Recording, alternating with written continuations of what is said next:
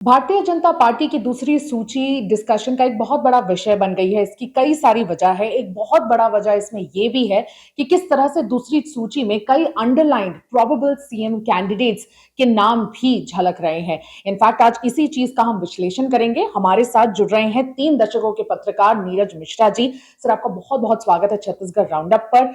नमस्कार, जय जोहार। आज हम इसी चीज का आपको विश्लेषण करके बताएंगे कि किस तरह से डॉक्टर रमन सिंह 15 साल के मुख्यमंत्री रहे, लेकिन क्या भारतीय जनता पार्टी इस बार भी रेडी है उनके चेहरे पर चुनाव लड़ने के लिए, या कमल ही रहेगा उनका चिन्ह? वैसे तो भारतीय जनता पार्टी ने सर इस बार बहुत क्लियर कर दिया है कि कमल पे ही वो लड़ेंगे, लेकिन आपको लगता है सर डॉक्टर रमन सिंह को राजनांदगांव से टिकट दे दी गई है? लिस्ट में सबसे पहला नाम उन्हीं का ही था। कहीं ना कहीं एक मिक्स्ड एक इमोशन, एक मिक्स्ड एक सेंटिमेंट एको करने की कोशिश की गई है कि इस बार भी हो सकता है वही चेहरा हो, क्योंकि कयास लगाए जा रहे थे कि उनको टिकट नहीं दी जाएगी, लेकिन उनके साथ साथ अरुण साव, ऐसे सारे नाम हैं जो प्रोबेबल नाम हैं। लेकिन आपको लगता है कि सीएम को राजनांदगांव से लड़ाना एक भावना दर्शाता है?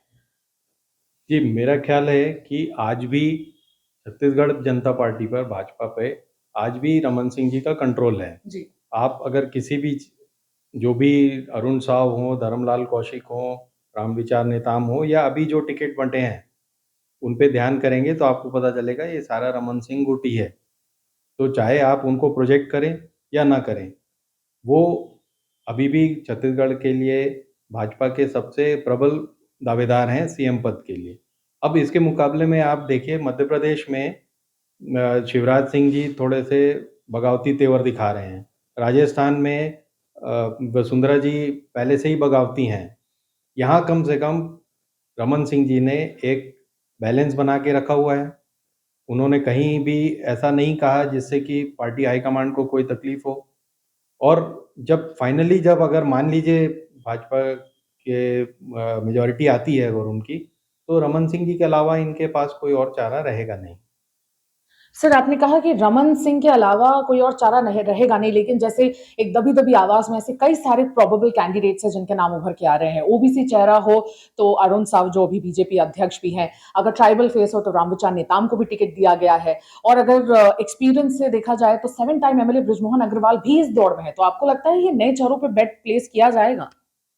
मेरा ख्याल है कि क्योंकि ये ट्राइबल स्टेट है, लोग ओबीसी ओबीसी कहते हैं, लेकिन यहाँ 29 सीट्स ट्राइबल्स की हैं। जी।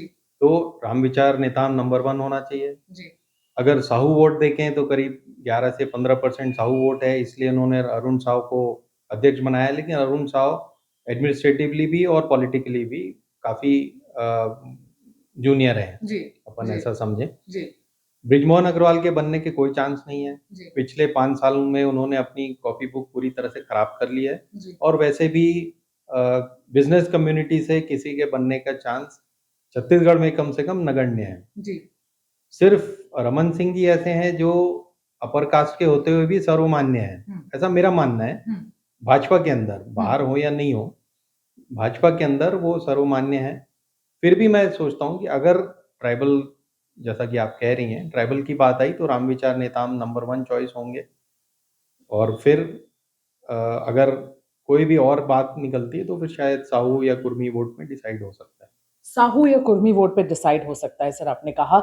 आपको लगता है कि कोई, मतलब अगर वापस अगर डॉक्टर रमन सिंह जी के चेहरे पे प्रोजेक्शन हो, वैसे तो बहुत इसके चांसेस स्लिम हैं, लेकिन अगर पोस्ट इलेक्शन भी ऐसे समीकरण बन जाए कि डॉक्टर रमन सिंह ही सीएम बने, तो आपको लगता है बीजेपी एक गलती करेगी या सही एक कदम होगा बीजेपी का? आखिरी सवाल है। ऐसे गलती का सवाल नहीं है, क्योंकि रमन सिंह जी की पर्सनल इमेज ना 2018 में खराब थी, ना अभी खराब है। जी। तो इसलिए डॉक्टर, जो उन्होंने अपने आप को सौम्य स्वभाव से रखा हुआ है पिछले 5 साल में ऑपोज़िशन में भी, जी। तो मुझे नहीं लगता कि उनका ऑपोज़िशन कुछ होगा। और दूसरे कारणों से कास्ट इक्वेशन को बनाए रखने के लिए या लोकसभा चुनाव को देखते हुए कोई और डिसीज़न ले सकती है पार्टी। लेकिन अ, वो एक जुआ ही होगा, वो एक गैम्बल ही है। रमन सिंह जी का कम से कम एक एक्सपीरियंस है, उनके 15 साल का उनका एक्सपीरियंस है। हालाँकि फिर यही बात आती है कि वो आखिर कितने साल तक आप उनको सीएम बना के रख सकते हो। दो तो इस अगर आप नए आदमी को चांस देना चाह रहे हैं, तो मेरा ख्याल है किसी ट्राइबल को चांस देना उचित होगा। लेकिन भाजपा आज की तारीख में ऐसा नहीं लग रहा है कि जीत के आएगी, ना रमन सिंह जी के अंडर में, ना किसी नेताम या साव के अंडर में। जो आज के हालात हैं, कल जब दोनों लिस्ट बाहर आ जाएंगी तब हम फिर से इसका एनालिसिस कर सकते हैं। कर सकते हैं, बिल्कुल। आज की स्थिति के अनुसार कांग्रेस काफ़ी स्ट्रॉन्ग इमर्ज होके आई है। इनफैक्ट कांग्रेस ने अभी भी अपनी पहली लिस्ट निकाली नहीं है। एक बारी कांग्रेस की पहली लिस्ट आ जाएगी, उसके बाद स्थिति और क्लियर हो जाएगी। लेकिन अभी तक तो ऐसा माना जा रहा है कि बीजेपी ने दबे मुंह से ही एक प्रोजेक्शन डॉक्टर रमन सिंह के नाम पर कर ही दिया है। आज के लिए बस इतना ही। बने रहिए हमारे साथ। तब तक के लिए मैं सुमी राजप्पन, मेरे वीडियो जर्नलिस्ट राघवेंद्र पांडे के साथ विदा लेती हूँ। नमस्कार, जय जवाहर।